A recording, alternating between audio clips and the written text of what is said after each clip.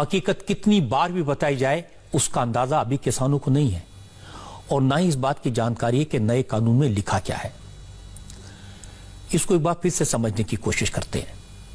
सरकार जो तीन बिल लाई है उसको लेकर किसान जो पूछ रहे हैं और जो जवाब मिल रहे हैं उनमें कितनी समानता है। एमएसपी का सिस्टम अभी जैसा है वैसा ही बना रहेगा। मंडियां जैसी अभी चल रही हैं वैसे ही आगे भी चलती रहेंगी। बस इतना बदलाव होगा, अगर कोई व्यापारी या कंपनी किसानों को एमएसपी से ज्यादा भाव देता है तो किसान मंडियों के बजाय उस व्यापारी को अपनी फसल बेच सकेगा।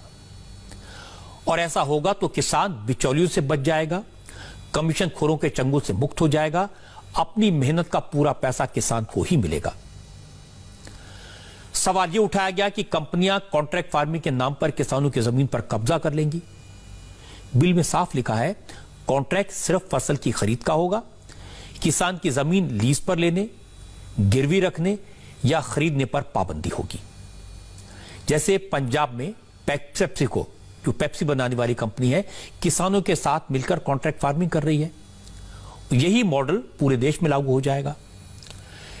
एक बात यह कही गई कि किसानों से कंपनियां माल तो खरीद लेंगी, लेकिन भुगतान के लिए किसान कंपनी के पीछे पीछे भागेगा।